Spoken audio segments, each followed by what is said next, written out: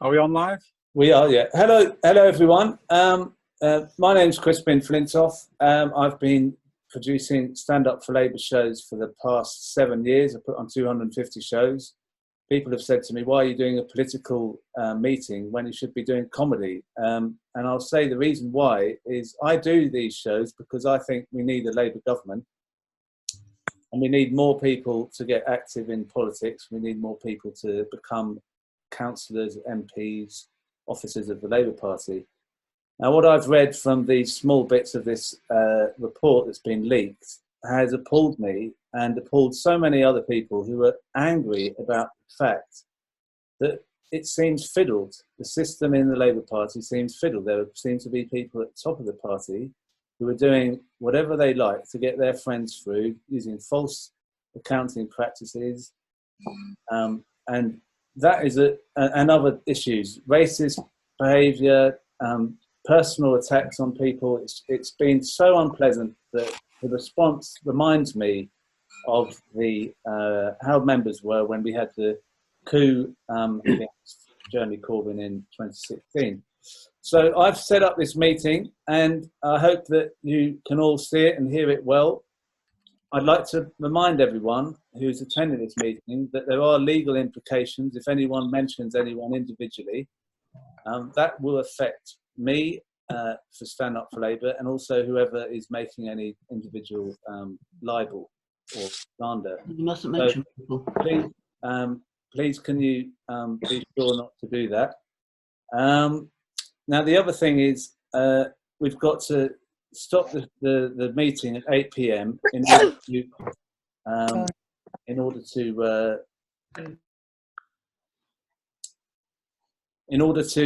do the 2 minutes. We're going to stop for 2 minutes in order to applaud for the NHS. So we'll come back after that. So can everyone lock off put their phones down or turn their laptop away, and we'll go out for 2 minutes. So anyway, I'm going to start this meeting because we've only got an hour. We're going to start this meeting with John McDonnell. John, can you hear me?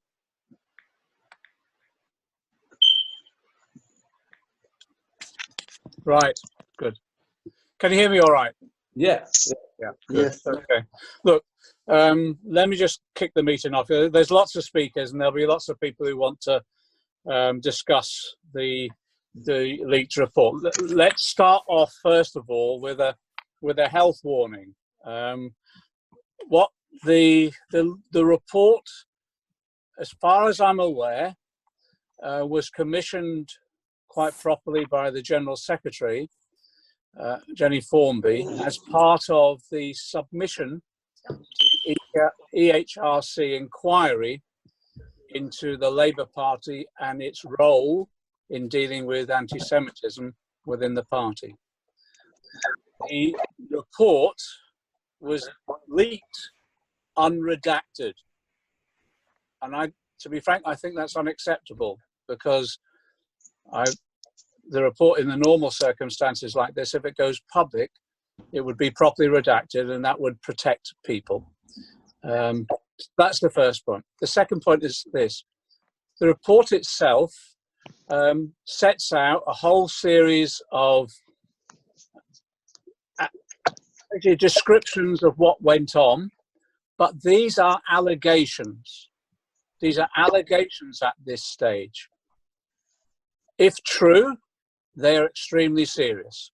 But let's be clear, at this stage, they are allegations. And so therefore, it is best to say, if true, they are serious and they need to be addressed. That's the first thing. The second thing, the only reason we're discussing it tonight, as far as I'm concerned, because Keir Starmer quite properly has done exactly as we asked of him. He's setting up an investigation. He has my 100% support. He's setting up an investigation. He says it will be independent and it will be speedy. Completely right. Absolutely right. He did say that he'd rather people didn't talk about the report in advance of the investigation. But the only reason we're doing that tonight, and this is the first time really I've spoken about this properly. I did a TV interview today as well, because what's happening is that people are leaving the party because they're so angry and shocked at what they've seen, these allegations in this report. Someone suggested yesterday that over the weekend, 3,000 members had left the party. I don't know whether that's true or not, but that's the figure someone placed upon it. I find that really worrying. So we do have to discuss this matter to try and reassure people that this is being treated seriously, that they're not the only people that are angry. We are angry if this is true. And I tell you, I was asked today in an interview, why are you raising this matter in the middle of the coronavirus crisis? And I said, of course, the coronavirus crisis, the outbreak, is the central issue we've got to deal with now, because people out there are dying. I've been phoning around my local care homes, and I know the pressure that the staff are under, the issues around the supply of PPE, the testing that isn't going on in many instances. We've hit my local hospital in Hillingdon, a matron died last week. In my constituency, an immigration officer, the second immigration officer, has died at Heathrow Airport. So I'm dealing with I'm trying my best to deal with all that, and that's the critical issue. That is number one, above all else, the most important issue. But what I said today was actually this report is out there now. True or not, it's out there now, and party members are worried about it, shocked, and some of them are giving up as a result of it. And I can understand their anger, because if we'd have won the election in 2017, and remember the figures are, assessment is that if we'd have won 2,500 more votes spread across a number of key constituencies, we would have had a Labour government. We would have had a Labour government. And it does relate to coronavirus, because 3 years on, we would have had a Labour government that had fully funded for 3 years the NHS. We would have had a Labour government that made sure the nurses and health workers had a decent pay settlement that the Tories, if you remember, voted down. And we would have been well on the way now to establishing what was in our manifesto in 2017, the National Care Service, which we desperately needed to deliver social care. So it did matter. It did matter that Labour lost the election in 2017. And if the report, if what's set out in the report is true, that a small group of senior staff and others sought to undermine the Labour Party in such a way we didn't win that election, well, of course we're angry. Of course we're angry. Of course we're concerned. And of course we want to discuss it. Now, some of you will have seen the report that's been circulated online, and so far I've not heard anyone contest what's been set out in the report. I'm sure some will, but what's been circulated online is truly shocking. And Crispin's mentioned some of it in terms of the allegations of the level of sexism, racism, and the way in which people with mental health issues were also bullied as well. All of that has no place in the Labour Party, and we've got to make sure people know that. That's why it has to be dealt with. But also, if the report is true, on the issue of anti-Semitism, let's be clear, what the report says is that there was and is a problem of anti-Semitism within our party. And there's no use denying that. There is. It's hard evidence. Some people have said it's a smear and a conspiracy. No, it isn't. There's hard evidence. And that's why we wanted to deal with it. And that's why we set up the Chakrabarti report, an investigation, and she brought forward recommendations which we thought were being implemented. But if this report is true, they weren't. And I give you, some people will know, consistently I was asking for reports on progress, how we were tackling the anti-Semitism cases that were being reported to the party. And I said at the time that we weren't being fast enough or to be frank, ruthless enough. On one case, I asked why someone's suspension had been lifted. And in the report, if it's true, one of the senior managers said I should grow up. Well, at that time, if the report is true, we were being provided with inaccurate information consistently about the progress in dealing with anti-Semitism.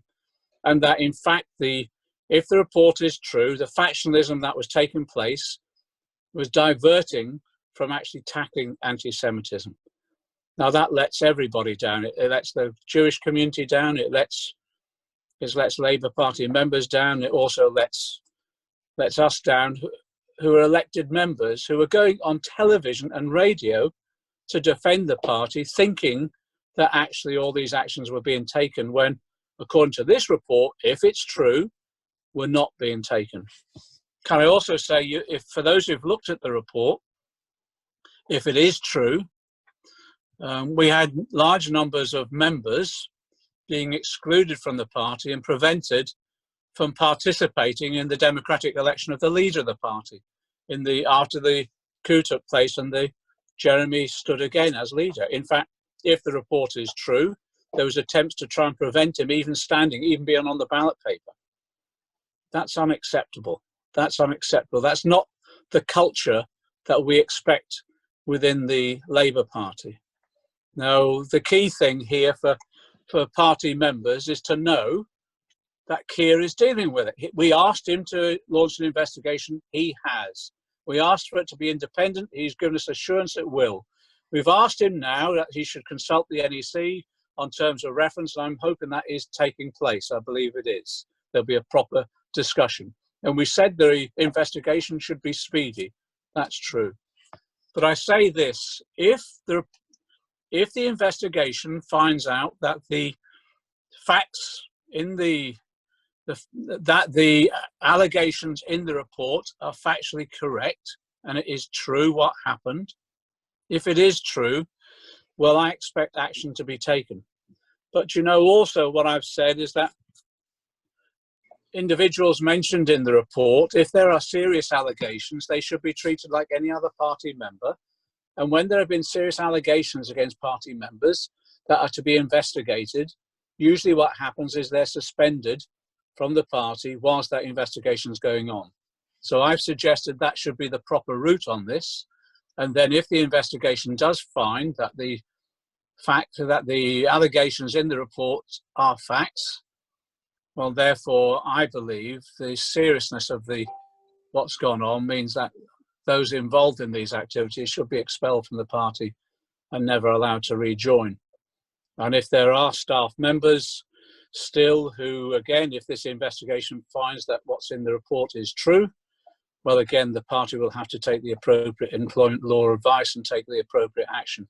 And then if there's ex-staff members, again, the party will need to take advice and see what action can be taken, because some had received payoffs from the party once they left.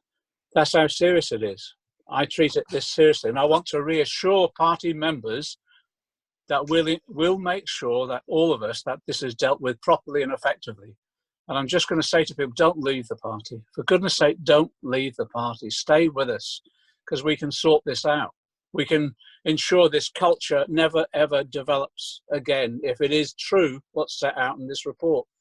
Because just as the report alleges this group were working against Jeremy, well, actually, they didn't support Ed Miliband either, according to what comes out of this report, if it's true.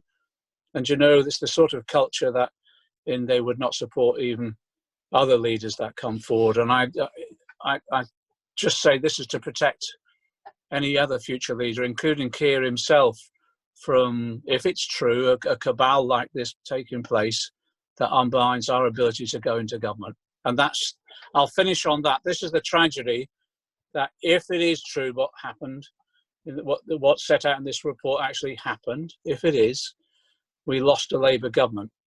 And actually we lost, possibly from my point of view, the best Labour Prime Minister in generations that we could have had. And that's a tragedy. If it's true, I'll never forgive them for. Thanks, Crispin. Thanks, John. Will you speak at the end as well after others have come in? Okay, if you want. Yeah, I'll mute myself now. All right. Dawn Butler, are you there? Can you hear me? I am. Yeah, Crispin, I'm here.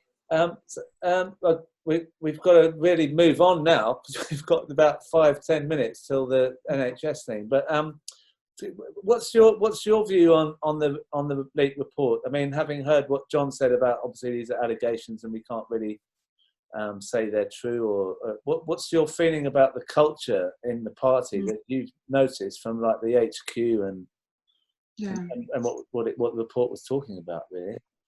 So first of all, let me say that I agree with everything that John has said, and I, like everybody else, when I read the report, I was completely shocked by it. And there's this balance that we have to strike, okay? Because I want unity in the party, and I want us to be the best that we can possibly be, and I want us to be preparing ourselves and be ready to be in government.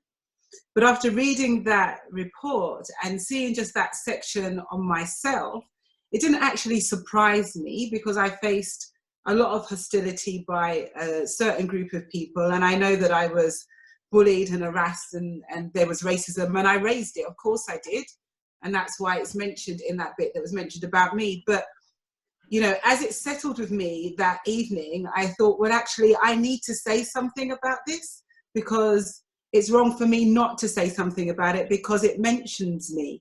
And it hurts to know that you're fighting racism, you're fighting, I mean, you know, people are people have their biases, and you're fighting that, but then it's allegedly at the very top of an organization, and that does hurt.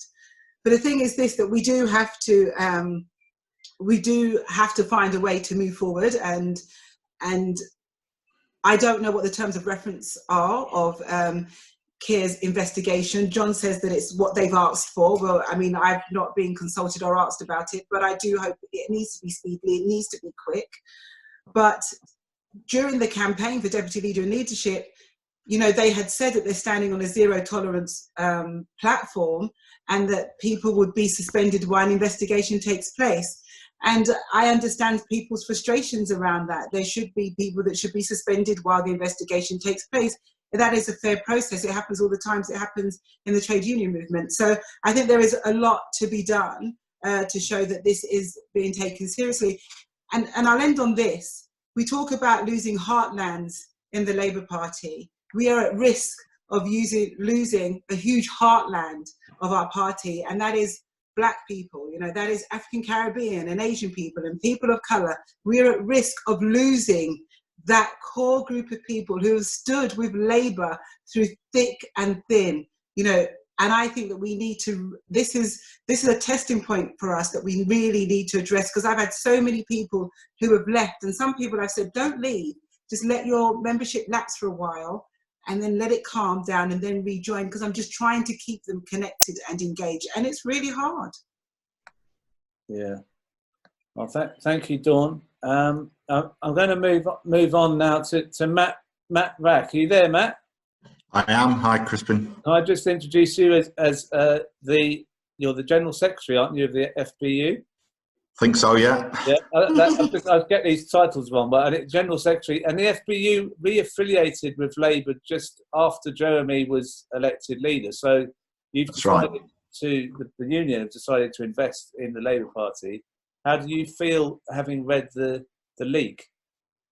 I think, like everyone, I'm obviously, first of all, there clearly has to be a process, and people who are accused of things have rights and so on. I completely respect that. But on the question of whether this is true, I have to say, if it's not true, it is some stupendous amount of work that's gone into fabricating stuff, because there are a huge of detail in there, and there is nothing in there that leads me to think anything other than those WhatsApp messages and so on are accurate. But we'll have to wait and see. And it's absolutely staggering. And just the one that struck out to me as someone from a former firefighter was the idea that members of staff working in Labour Party head office would wish that a Labour Party activist would die in a fire is sickening. And then the response to that is to turn it into a bit of jovial workplace banter. I have to say, in any other workplace in the UK, there would be immediate action taken about any such members of staff. And if any firefighter was caught saying such things on social media or on a WhatsApp group, they would be suspended and they'd be dealt with. And that would happen in virtually every workplace. So while I fully support people's workplace rights, then there shouldn't be special treatment above those that other workers have. I wanted to sort of try and broaden this point a little bit, however, because I think this is about a lot more than culture in Labour Party head office. I think this just lifts a little bit of a lid on what a threat Corbyn and Corbynism posed to the British establishment. Because if you think about it, I wrote an article in Labour Briefing at the time of Jeremy's election saying this was an opportunity of a lifetime, and I stand by that. Because all my adult life, we've seen the left by and large in retreat. And suddenly we had a movement that put a left-wing, Labour's most left-wing leader ever into leadership and gave us the opportunity to shift politics in our direction. And the truth is that by doing that, Jeremy and the rest of us in that movement behind him threatened the status quo, threatened the establishment, and there are forces which would do everything possible to stop that from coming to power and the opportunity of a left-wing Labour government. That's the reality of what lies behind this. If you think about it, if there's people in the Labour Party who are so determined to stop Corbyn becoming the Prime Minister, imagine what the forces outside of the Labour Party are like. Far, far more terrifying. And I think the truth is, I don't think the Corbyn movement actually woke up to how serious this issue was and the forces that we were really up against. They are clearly deep within the Labour Party and deeply embedded within the Labour Party. They're quite happy if we've got a Labour Party that sounds like a pale shadow of the people on the other side of the House of Commons. What they don't want is a Labour Party that begins to talk really and represent really working people and what our aspirations are. That's completely a no-no, and that's why Corbyn was such a threat. And I think about, I suppose, one thing that strikes me is if we'd had, I think something we need to start discussing and waking up to is simply electing a Jeremy Corbyn government, and we're all bitterly disappointed that we didn't do so in 2017 or 2019, actually would have unleashed further powerful forces against us. And I'm not sure that we were necessarily ready to face up to the depth that those forces would go to. So I think for me, this is not simply about a few pretty appalling people sharing pretty disgusting WhatsApp messages that should be dealt with. This is a far, far deeper political matter about an attempt to stamp out the remotest threat of socialist ideas spreading in our society. So in terms of what we need to do, I think we strongly urge people not to leave the Labour Party. My message is stay, organise and fight. That's what we've got to do. I think the left needs to overcome the division that exists on the left. We need to get a united slate, for example, ready for the elections to the NEC. We need to fight to win a majority again on the national executive and fight actually to claim the Labour Party for the people it was first built for and on behalf of. Thank you, Matt.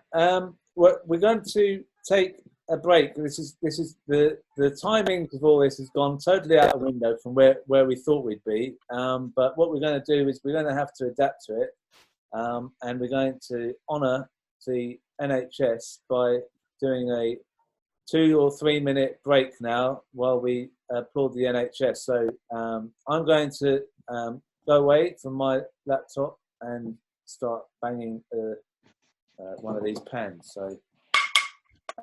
We'll see you back in about 2 or 3 minutes.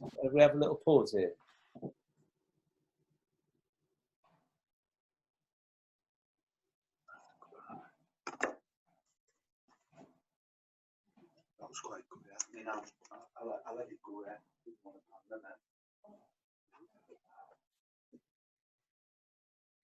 Boys!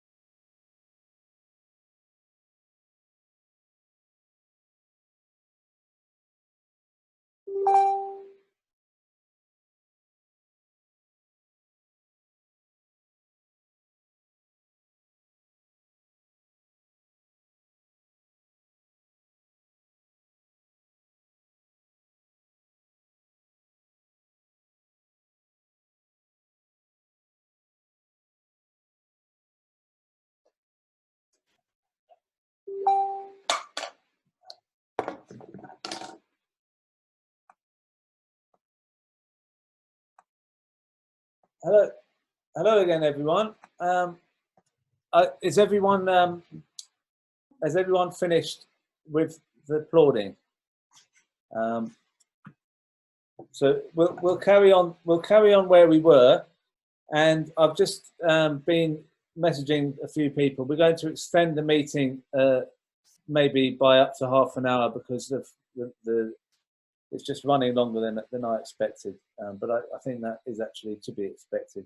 So I'm going to ask Ian Hodson. Are you there, Ian? Ian? Maybe he's not back yet.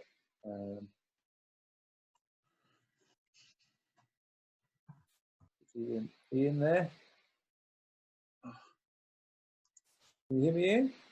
I can hear you. I keep talking. I don't know if you can hear me. I can hear you now, yeah. You can hear me, hey.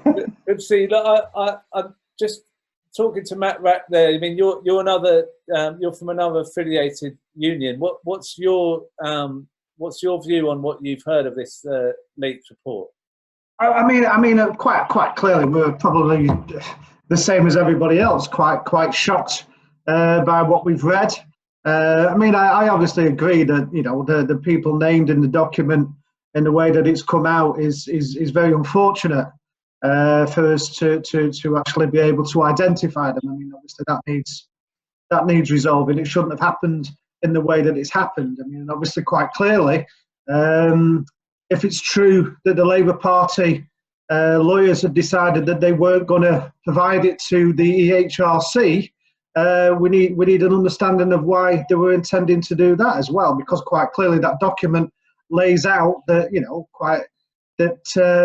there was issues going on inside the party that stopped the ability for people to resolve those issues of real hurt that was happening, and unfortunately tarnished the leadership of the Labour Party unfairly, demonised anti-racists unfairly, and spent more time looking at how to get rid of what they considered as being trots, as those people who wanted to change society were described,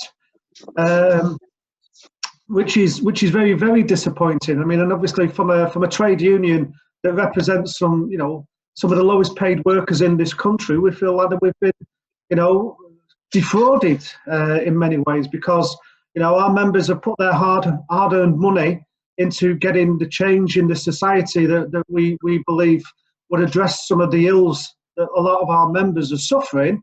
And we had people who were paid in some cases six-figure salaries deliberately setting out to undermine our opportunity to change the country that we lived in. So we're very disappointed with the document contents if they turn out to be true. And having said that, I mean, we're convinced that they are true, because obviously our General Secretary was suspended, and it's clearly identified in that document. He was suspended on the basis of a programme that they ran on social media called Shakespeare, which was to identify trots, as they described those people who didn't follow their particular political view. And I think, yes, there needs to be an investigation, quite rightly so. Those people who are named, who are entitled to a fair and just hearing. But I'm also of the belief too that while that investigation's going on, these people should be suspended. I mean, I've read recently of an Assistant General Secretary who made comments which are seen as being unreasonable, being suspended, because that's what normally happens in normal life, and I don't think anybody should be treated less favourably. I mean, I noticed that one of the principal players in the report stood down themselves yesterday, apparently. But in all honesty, our members who got suspended weren't given the option of standing down. They were just suspended. In many cases, they weren't told the reasons why, And I mean, and we're a trade union that also represents probably, everybody, you know, from different parts of the world. We have members probably from every country and every corner of the world in our trade union. And, you know, to read some of the racism, which apparently we're not supposed to, you know, take out of context. I mean, I find that absolutely shocking. And, you know, we're going to have serious problems as a trade union about maintaining our affiliation because of that.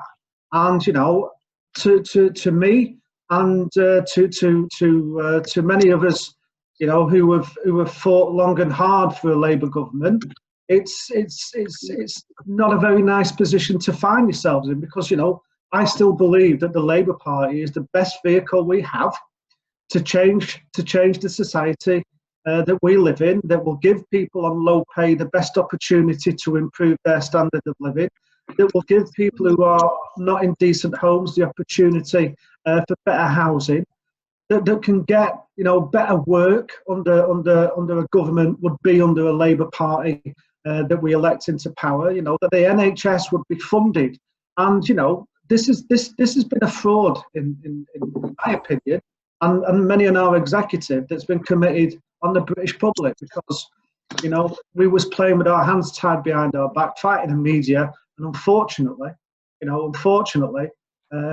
being undermined from within. I think the miners once got described as the enemy within. Yeah, well, thank you, Ian. Sorry, I didn't want to cut you short, but I've just got loads of people. Thanks for. No, I get that. Joining. We've got Belle Ribiero-Addy. Are you there? Hi. Oh, there you are. Hi. Sorry, switched off for a moment in case I was. So you're one of the newer MPs who've just come in, and you're Streatham, isn't that right? Streatham. I am Streatham. And it was Chuka Umuna was the MP before you. He was. Yeah, well done. And it's much better to see you than anyway. What I was going to say was, so how have you reacted to this? Because it obviously shows a problem with racism in the Labour Party, and as Dawn Butler was saying earlier, I mean, is it going to lose Labour lots of people who don't think it's the right place for them, or are you worried about that as well? I am. I mean, just like others on this group, I've heard that members are leaving, and I think that's a massive shame. Before I became a member of Parliament, just before I worked for Diane Abbott. So as a staffer, you know, to be quite frank, we knew those things were happening, but we didn't know there was so much evidence to that. And I think many people, particularly people on the left, are wondering why this information is coming out just now. As someone who also used to be a rep, trade union rep for Labour Party staff, I absolutely believe that they shouldn't have been named in that way. That's absolutely the case. But looking into that matter is important, but it shouldn't overshadow the investigation as a whole. We shouldn't get locked down in that and not look at the things that the report has brought up. You know, we're a political party. We've got a breadth of opinion. It's not meant to be a private members club just for certain individuals who believe what they believe and everybody else has to fall in line. That's not right at all. And when you look at the comments that were made, obviously not just about Diane, but about Dawn Butler and about Clive Lewis, it's absolutely disgraceful. We're meant to be a party of equality and diversity. Who are we to go and preach that to other people whilst it's going on? So it's definitely something that we have to sort out. And just saying, as someone who's worked for Diane, I don't think people fully appreciate what it is that she has to go through on a daily basis. And I don't think they appreciate the level of harassment that's put towards her. I mean, obviously everybody's been quite sympathetic over the years, but to have that level of disrespect leveled against someone who's a trailblazer, someone who has to put up with so much, is disgusting. Disclosing Diane's location is a matter of security at times as much as anything else, and that is completely unacceptable. To send journalists her way to harass her further. And, you know, Dawn's absolutely right. BAME voters are not even just a heartland. BAME voters are actually the most loyal voting group for Labour. In terms of the percentage of BAME people in this country that vote Labour, that is the highest and most consistent in this country.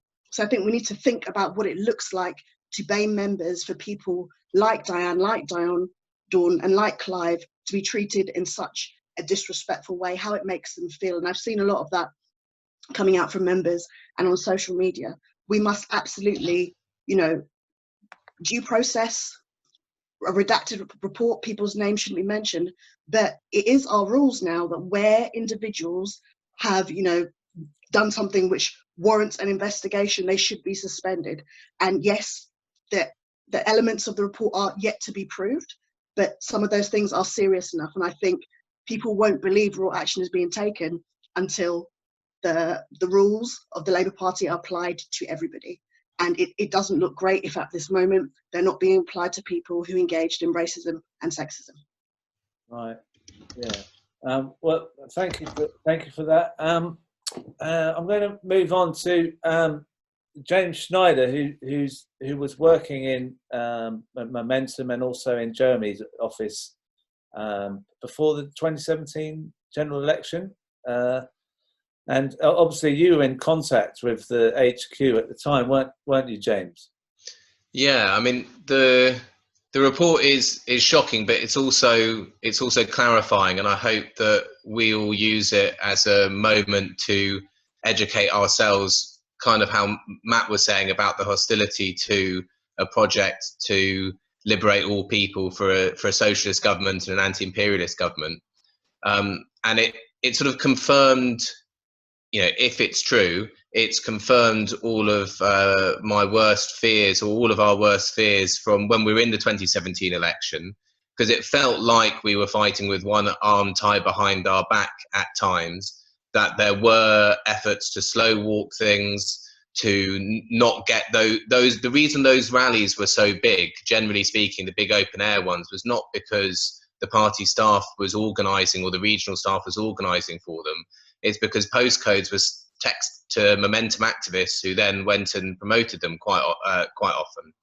Now, that's not to say that everybody who appears in the report and everyone who was working in senior positions in the party wasn't trying to win the election. Some of them definitely were, and you could tell, because some of these people are very competent. Some of them are, some of them aren't. Some of them are, and when they were trying to help us win, they were putting in a good job, and you could tell the difference. But I want to talk about one other aspect of it, which is the failure to deal with anti-Semitism, which that's really what this report is about. That's the main body of it, and it's quite shocking when you go through it. There's one audit that's in the report. I'm not going to name any names, but I can talk about numbers, where they go through over a period. I think it's from November 2016 to February 2018. There are over 300 complaints of anti-Semitism, often from Jewish members, and only 34 of them were investigated. I mean, that is absolutely shocking. I mean, I know myself, there was one clear-cut Holocaust denier who I asked the party staffers about, and nothing was done about this person. Their case wasn't even logged. So I think that, you know, yes, we shouldn't let the process of this report get in the way of the content when there is the review. That's what we should focus on. We should focus on the content, and we shouldn't let those that wanted to stop, Labour's anti-socialists who wanted to stop a socialist government, from winning.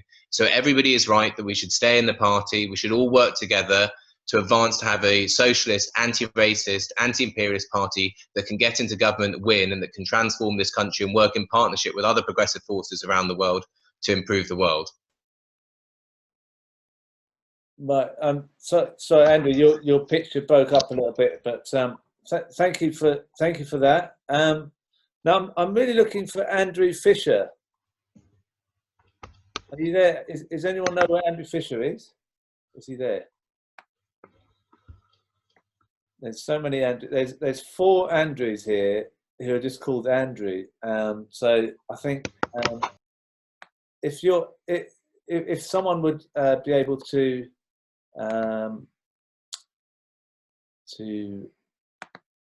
change their name to Andrew Fisher, that would be good. So, but anyway, look, I'm going to move on to Mark, who is a co-host on this chat. He's been on Stay Home for Labour for a while. and you're a member in Workington. Thank you. Great to see so many people tonight supporting us. When I first read the report, I spoke to you and a couple of other members who were close, and I didn't know whether to cry, and I nearly have, or be physically sick, from a person that's been in the party for 40 years and knocked on doors since I was a kid with my family, making sure that we have local councillors, county councillors, MPs, knocked on doors in Tory strongholds, turned them into Labour, fought our whole lives, and then, if it's true, to see that. And at the weekend, it was almost up. I emailed my closest friends and said, look, I think it's my time. And then I've spoken to you guys, Alison and Wendy, and it isn't our time at all. Our time is to stay and fight, make sure these people are sorted out. This isn't about right or left. This is about right and wrong. These people have got no place in our society, let alone in our party. Racism, bigotry, homophobia, everything, every fibre that we fight for in our lives, these people are expressing it, and they're right at the heart, or if the report's true, are at the heart of our party. And I don't want them anywhere near me, and I'll fight tooth, nail, knock, leaflet, shout from the treetops that we want a Labour government, especially now in these circumstances that we're in. I've had to deal with these people. I've had to deal with 3 of them. I think they've wronged me. And I would consider myself a fair left of centre moderate. We've got to fight, and I know we will. And John McDonnell confirmed that tonight. So, John, thanks for whatever you've done. You've got me staying, and we'll make sure that we fight. It's as simple as that for me, Crispin. Oh, thanks, Mark. And I'd like to bring in Libby. Are you there, Libby? Hi, Crispin. Hi. So you're in Brighton, Libby. What's your feeling about what you've read about the leaks? Well, devastation. That we could have had a Labour government for the last 3 years. You know, the Tory austerity cuts have almost certainly led to people dying. You know, it didn't have to be like that. We would have had a socialist government. The NHS would have been in a better situation right now to deal with this crisis that we're going through. But I do feel vindicated because I live in Brighton, and in Brighton it was a bit of a unique case because they didn't just suspend 1 or 2 of us. They overturned our AGM where 10 Corbyn supporting members were elected to the EC. They overturned it, and for 6 months left us with no EC. So in effect suspended 9,000 members. We had no operating executive committee. We couldn't hold any meetings, and so, you know, I feel vindicated, but I still feel terribly heartbroken. And the sexism and the racism is just shocking. And it's great that there's going to be an investigation, but I'd really like to hear these words come from our leader's mouth. I would like to hear him say here and now, solidarity with Dawn Butler, solidarity with Clive Lewis, and solidarity with Diane Abbott. I'd like to hear those words now. We need to hear those words now. Well, thank you, Libby. And Andrew Fisher, I found. Hi. You. Thank you for renaming yourself. There's a lot of Andrews on here. Yeah. How are you doing? I'm good, thanks. How are you?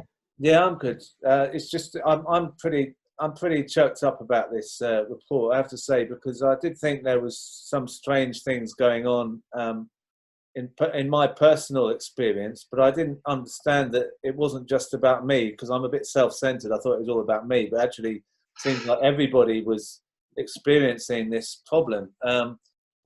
What's your take on it? I mean, you're obviously working closely with the HQ for many years through Corbyn's leadership. Yeah, I wasn't shocked, I have to say. I was perhaps a bit shocked by the level of vitriol within it, but I wasn't shocked at the revelations at all.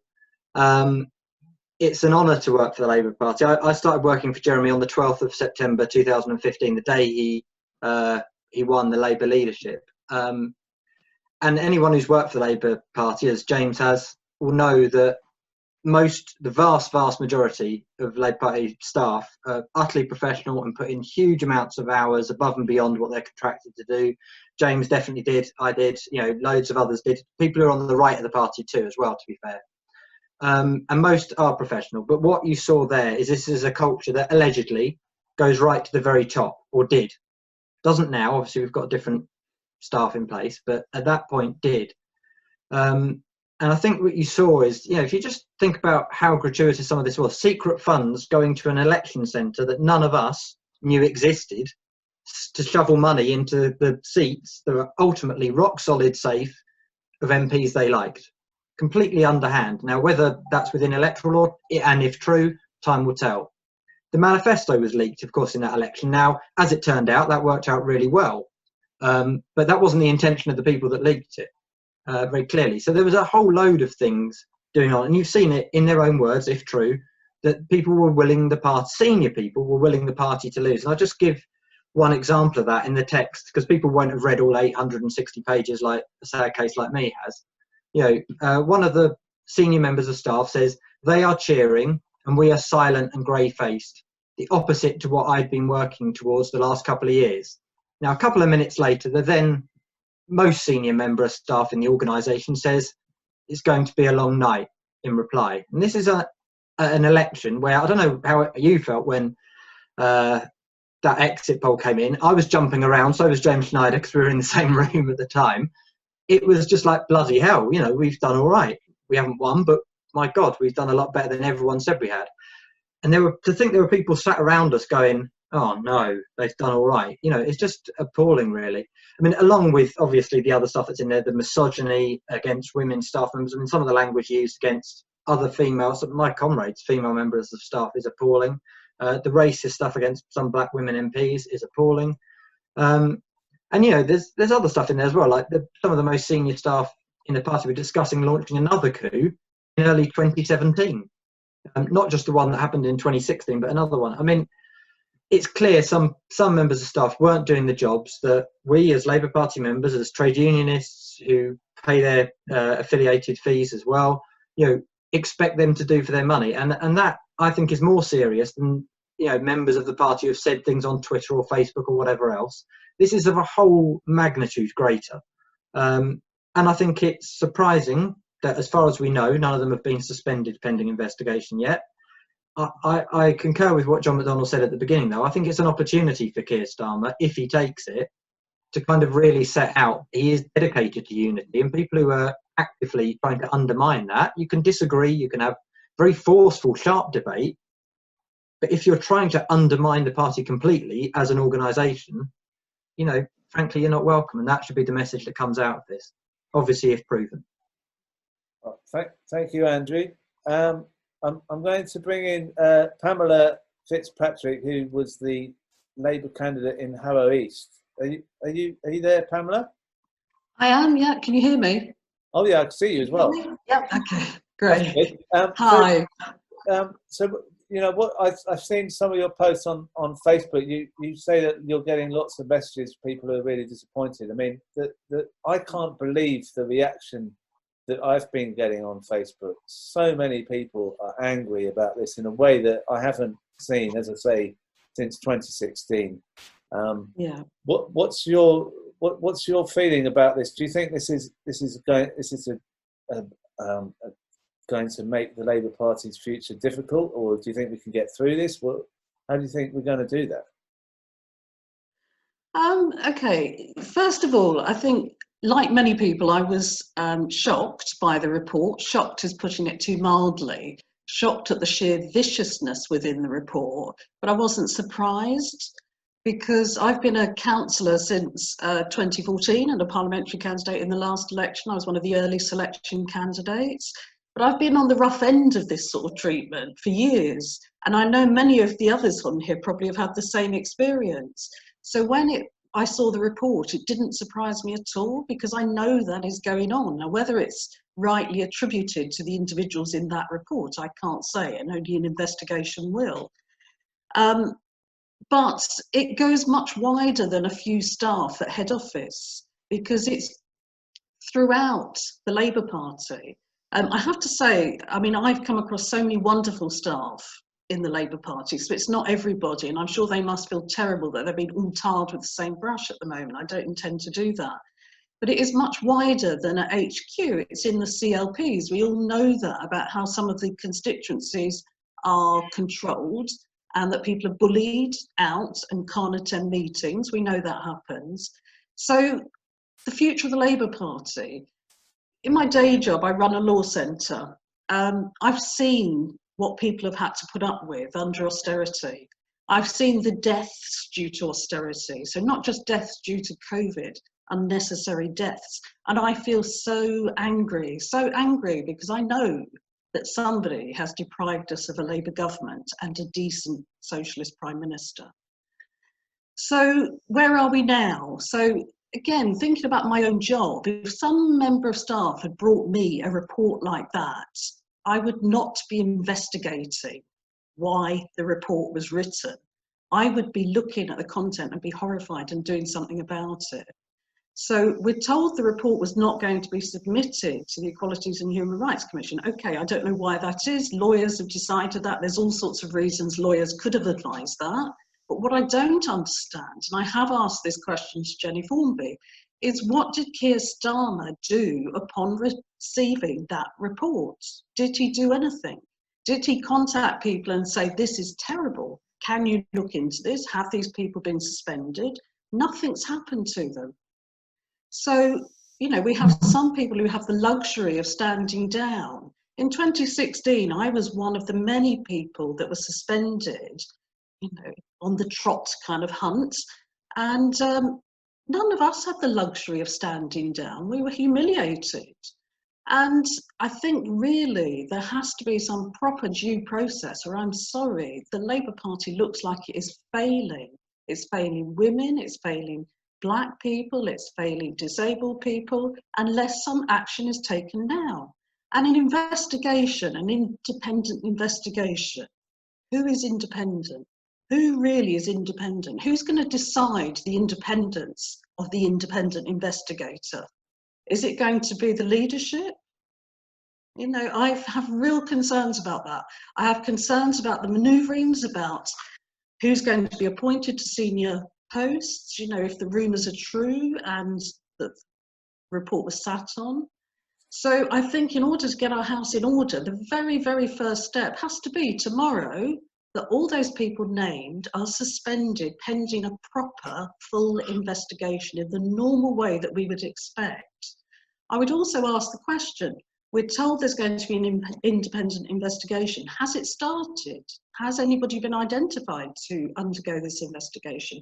Because it's starting to sound to me like it's just been kicked into the long grass so that we will shut up and it will go away. And we have to ensure that we don't go away. So I've been contacted, when I read the report, I finished at about 2 o'clock in the morning and I was so consumed with anger, I had to start tweeting. It was my only outlet, so I started tweeting. And I've had so many private messages from people saying they're thinking of leaving the party, that they feel that as a Black person, they do not have a place within the Labour Party. They feel so let down by the Labour Party. And so we really owe it to all of those people who slogged their guts out to get a Labour government that something has to happen. It's not good enough what has happened so far. So that's my response, I suppose. And I'm just seething with anger like you, Crispin. It wasn't just you. I knew it wasn't just happening to you. It's happened to a lot of us, and it shouldn't be happening to any of us. I would also add, I have not been silent about what's been happening to me over the years. I have tried to get those people who are responsible dealt with, but it never happens. They are protected in some way, and we all should be treated equally. Nobody is superior to any other member. You know, I think somebody quoted that there's another Assistant General Secretary from a trade union who has been suspended pending an investigation about what he apparently said. So if it's good enough for an Assistant General Secretary of one union, it's good enough for anybody at any level within our party. So that includes whether you're a member of the Lords or an MP or anything else. They really have to be suspended tomorrow without any further delay. Well, thank you, Pamela. I'm going to bring in Wendy, who's also a co-host here. She does lots of. She's from Newark, CLP.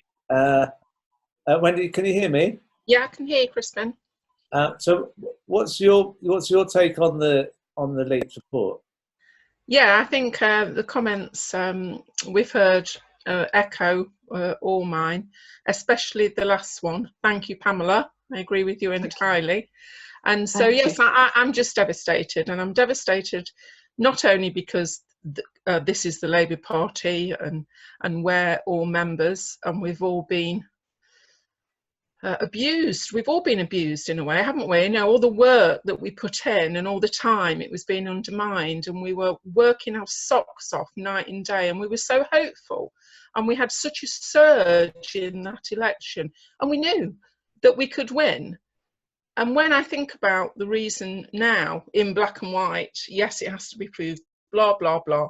We know now why we didn't win. It wasn't because of the Tories or our other enemies out there, the media. It was mostly because of the enemy within, and it's utterly sickening. And I'm crying about all the people who have suffered and died over the last 3 years when we could have had a Labour government.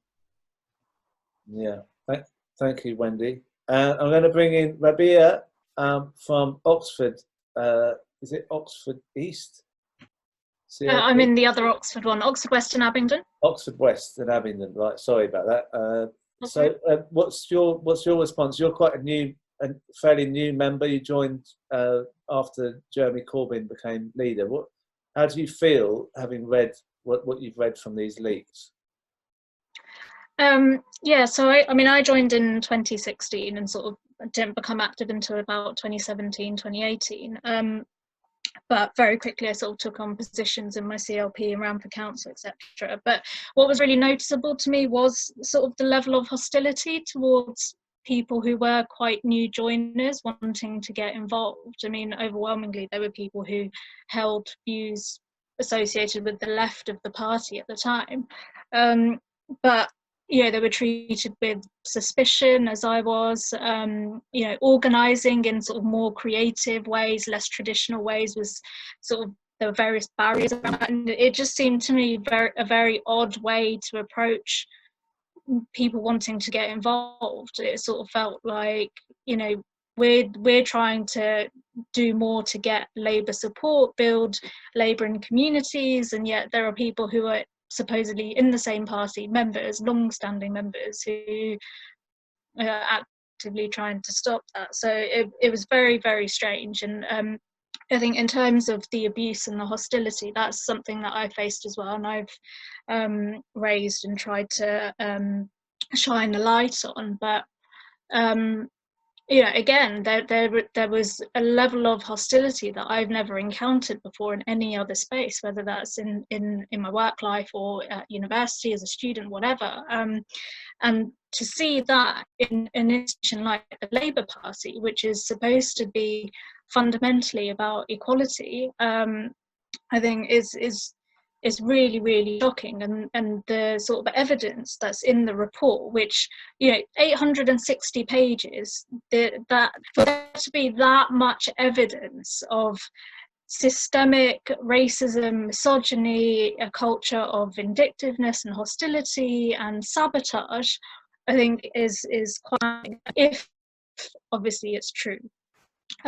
So there is that, but I think the other point that I just want to make very quickly is about the sort of the mid layer of barrier, as it were, and that's the regional offices. I think I probably won't be the only person who's had quite negative experiences with their sort of regional offices, and I think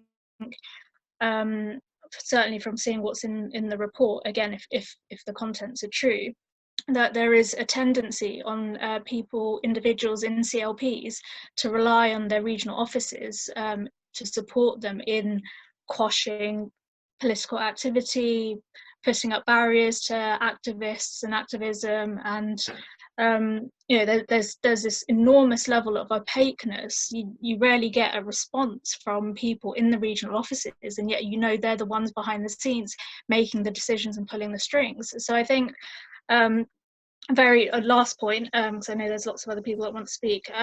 Going forward, I hope that the investigation that's coming on the back of this is a thorough and full investigation. I also hope that it's a transparent one, and that the NEC has full oversight and involvement in setting the terms of reference to that, and that this isn't just whitewashed. Because for ordinary members like myself, there are very few avenues for recourse. There are very few routes to actually addressing these issues if you don't file sort of formal complaints which end up lost in the system somewhere. And I think that's something that needs to be addressed as well. Oh, thank you, Rabia. I'm going to bring in I'm going to bring in David McMullen. Are you there, David? Yeah, hi, good evening, Crispin. Hi. Now, you've got a legal background, I believe. I have, yes. And you're in a GMB, and which CLP are you again? I'm in Bracknell CLP. In Berkshire. Right. So what's your take on the? Thank you, by the way, for adding all the legal points to the chat, reminding people not to make any individual attacks on anyone that could get me in trouble. Thank you for that. No problem. But, how do you feel this is going to play out with this report? I think it's going to be really. Can I just ask, what do you think members can do if they feel they want to take up some kind of complaint themselves about how the party may have been behaving? Obviously, if these allegations are true, they obviously weren't behaving in the way they thought their subscriptions would be going. Sure. I think there's a number of sort of key issues, and I think if it does play out in the courts, it's going to be quite interesting. I think obviously there's my understanding is the lawyer that sued Katie Hopkins is picking up some of the cases and is looking to raise some sort of claim against the breach. I'm not as convinced about people, sharing the document and being dragged through the courts, but I think we still need to be mindful about naming people. But coming back to your sort of question, I'm horrified by the way the staff in the actual office have acted. Some horrifying and vile comments in there, if it's true, and to kind of echo what a lot of people already have said here. I hope that they go through the disciplinary process and suspensions are forthcoming if they are correct. As a wider thing, there's certainly been potentially funds being used in the wrong format, and I wouldn't be surprised if there's potentially criminal issues around that, the money not being used and effectively our money, our membership fees being used inappropriately in certain wards and things like that. So I understand why people are angry. I understand some people are trying to reclaim their subscription fees, which is understandable from the anger. But I think we need to stay in the Labour Party and we need to fight and reclaim what was stolen from us. I'm, like everyone else, very angry to see what's going on in the country because of the actions of a fair few. We could have had a Labour government, we could have had the correct PPE for nurses, we could have had the correct pay for public services, and that's been stolen from us. Thank you, David. Now, I'd like to kind of start rounding up the show, because I think we've had lots of people talking about this, and I just wanted to see what the perspective of a newer member was, because Khadija is a new member, And I mean, when did you join? So good evening, everyone. So I joined the Labour Party when I was it was in 2017, so just before the election. And you've got another member there, have you? Yes. I'm sorry. So only Right. me in the household. How do you feel, having read about the leaks, but also how do you feel about having what you've heard tonight? So for me, I believe it's criminal. It's criminal because it's about to play on people's life, on people's hopes and dreams, and everything has been shattered because of the interests of a few. I've never been interested in politics. I've always found politics very boring. And then I came across Jeremy Corbyn on TV and I was like, wow, this guy is making sense. He's standing for what he believes. And that's how it all started. So I will have endless conversations at our local coffee shop with a friend. We will go and speak to other moms from our kids' school. Tell them, yes, we need a Labour government, we need this, we need that. We didn't know what we were doing, but we just tried to engage conversation with people. And now to see that we are living in this situation because some people have, within the Labour Party, have sabotaged us. It's painful. It's really painful. It's really painful. There's nothing else to say. I thought of leaving the party after we lost in 2019. But then if I leave, where will I go? Like, I'm not interested to join the Green Party. I'm not interested to join nothing else. So it's just like, this is the question. This is this. Yeah. Well, I think your point is exactly what I've heard from lots of people, but you put it really well. And, you know, I had so much expectation when we had Jeremy Corbyn elected leader, and we had that tide of hundreds of thousands of people excited about politics for the first time in my life. And that day, that 2017, that election day, when people were talking about what they remember, that exit poll, you know, I remember nearly having an accident on Shepherd's Bush roundabout because I just heard it on the radio.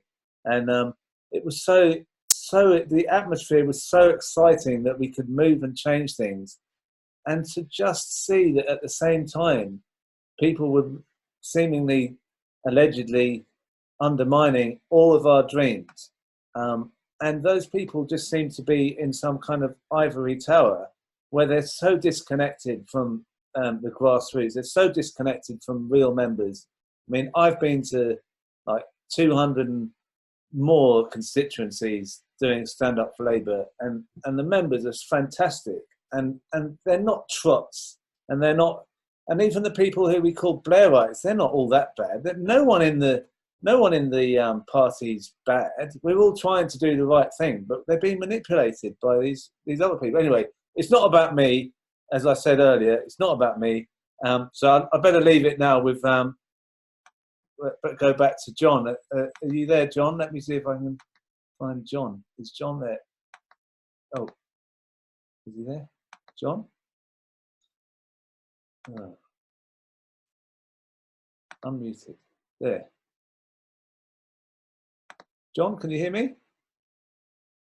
Yeah, I'm muted. Yeah, I am. Look, eventually, it's been a bit of a long thing. I keep unmuting. I'm more preoccupied with muting and unmuting. But anyway, John, what I wanted to ask you at the end of this, because I've tried to do a cross section of people across the party, is there's so much anger about this. It's not something that I can remember before. It's just people feel they may have known that there was something quite fishy or not quite right about what's happening in the headquarters. But these allegations, this leak, makes people feel there's no point in doing anything in the Labour Party because it's been fixed.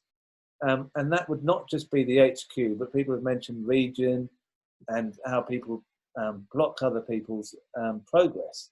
What do you think we can do if these allegations are true? What can we do as a party to make sure that we have trust in the party, that people think we can actually do things as a party, that we can change things? Because we were so close. We were so close in that election in 2017. Yeah. Look, it's heartbreaking for all of us. I think if it is true, the report, and we have to be very careful in our language of how we deal with this, but if it's true what's set out in that report, they undermined a Labour government. I would have been Chancellor now. I would have been ensuring we had a fair taxation system. I would have been funding the NHS, the National Care Service. Workers would have decent wages. Precarious work would be ended. Employment rights introduced. All of that would have happened over a 3-year period of a Labour government. And look, it is heartbreaking. It's heartbreaking not because of any, wanting to be in any position or anything like that. It's heartbreaking because we would have served the people that desperately need us. 700 people died on our streets last year, homeless. We would have been well under the way to ending homelessness in our country after 3 years. So it is heartbreaking. But look, let me just go through. I've listened to all that's been said, and we all share the same feelings. We all share the same feelings. So I think we just need to do a number of things. First of all, we stay. On the left of the party, we stay. We don't retreat. We don't leave. We don't allow ourselves to be forced out. We don't allow ourselves to be pushed around and defeated in this way. The most important message every one of us has got to get out to Labour Party members is you stay in this party. That's the first thing. The second thing, actually, I think we should start recruiting all the time we possibly can, bring people in. But the most important thing is we stay. Secondly, I've seen some of the things coming up on the chat. Let's be clear. We do not, from the left, tolerate any forms of abuse. We don't. Jeremy's politics has always been that straight talking, honest politics, but gentle politics. We don't support any forms of abuse. And what we find sometimes on the left is that, well, we get infiltrated by people who do use abuse, agents provocateurs and others. Don't rise to it. We're not into abuse. And just as someone said earlier, there are lots of Labour Party staffers, full-time staff who work incredibly hard, and we should respect that. But we know if this report is true, there's some that have let us down and betrayed us and betrayed our whole movement. So what we should do now is stay, don't leave, and we should be launching now the campaign to clean up the party at every level. And that means we're raising issues all the time now. If there are incidences where people feel that they haven't been treated properly or there's been unfairness or whatever, yes, we should be formally complaining, and we should do that now. And we should work together in forums like this to exchange information so that we tackle it. We're hoping that this investigation into this report will be independent, will be fast, and lessons will be learned. And what we've got to do is make sure that the National Executive Committee operates effectively to make sure the report, the investigation is independent, reports quickly, but also any recommendations comes out of that are implemented rapidly as well. So therefore, at all levels now, we need to ensure that lessons are learned. And I think we can, but we can only do that if we stay in the party. There's a wider political point that others have made, including Matt and James Snyder and Andrew Fisher and others, which is about, we have to recognise as well that when we're seeking to elect and secure the election of a Labour government with a socialist programme and a socialist prime minister and a socialist leadership, of course, in the way in which our society is organised at the moment, a capitalist society, the distribution of wealth and power so unequally distributed, of course, obstacles will be thrown in our way to prevent us implementing that programme. So that what we've got to do is recognise that, understand it, and make sure we're prepared for it and how we overcome it. And the best way of overcoming it, those obstacles, is building a mass movement of people who understand society, understand how to change it, and then become our bulwark against those that seek to undermine us, either undermine us to be elected or, just as importantly, undermine us when we're in government implementing that programme. Now, I think we've got a new leadership now. We've got to give Keir the support we can to ensure that we get a Labour government. But we've got to make sure that we do that on the basis of, if this report is true, clearing up the stables. And if lessons come out of this report, that it isn't just a few at the top of the party, that's elsewhere within the movement, we've got to clean that up as well. So I just urge people to stay. Let's work together. Let's make sure that we work together to clean up the party now, and make sure then that we can come out of this remaining a mass movement, but that much stronger. So when we go into the next election, we win that election and we have a Labour government and we sustain that Labour government. Thank you, John. I just wanted to say as well, just before, that I did go for a job in the HQ in 2017, and I mistakenly put you as the reference on it. Next time I'll put George Osborne, I think. But anyway, that's just a joke. You're not the only one who went through that experience, I've subsequently discovered. All right, thank you, John. Well, we're going to end tonight, hopefully, on some kind of upbeat. Maybe we could be upbeat. Rob Johnson is here somewhere, I believe. Yeah. Hello. Oh, thank you, Rob. You say I was looking for you. I've been looking for you all night. I've heard you've had trouble getting in the room. Yeah, I've been locked out. What we're going to do, Rob, is we're going to end with a traditional ditty that is often sung at Labour Party events. And you've been doing this quite often, haven't you, I believe? I have recently, yes. It's called, is it called The Red Flag? Called The Red Flag. It's good to sing so often. So what we're going to do is we're going to do The Red Flag, but we've tried on Zoom before to unmute everyone to sing along, but it is the absolute worst sound that anyone has ever heard. So we're going to let Rob do the singing. I will even mute myself. But you can, if you want, during this, you can put your fist in the air as a sign of solidarity. So I'm going to mute myself and leave it with... It's an honour.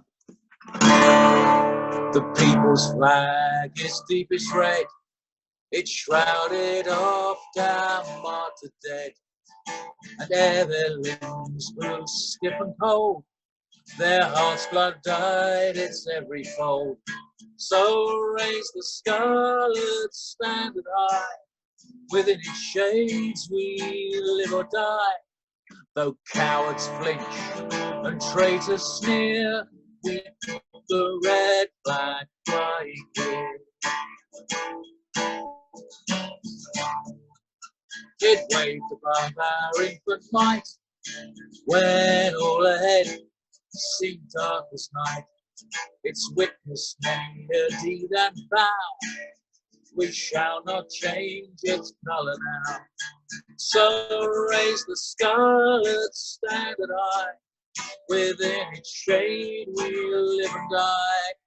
Though cowards flinch and traitors sneer, we keep the red flag flying here. Well recalls our triumphs past, and gives us hope of peace at last. The banner bright, the symbol plain of human rights and humanity's gain. So raise the scarlet standard high, within shades we live or die. Though cowards blink and traitors sneer, we keep the red flag flying here. Though cowards blink, traitors sneer, we keep the red flag flying here. Woo! Thank you very much, Rob. And I'm going to unmute everyone for 10 seconds, and you can make as much noise as you can. And remember this: we have another show on Saturday at 3 o'clock, and after the show, we're going to do a discussion on how we can get through this. So that will be from 3:45 till 4:15. But knowing how timings have gone today, it might not be even that. So.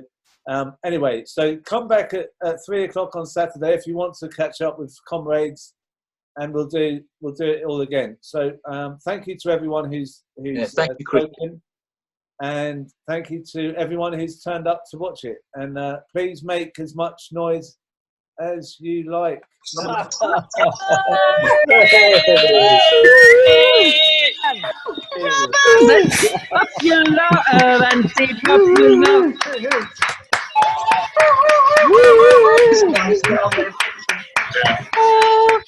Could have been worse.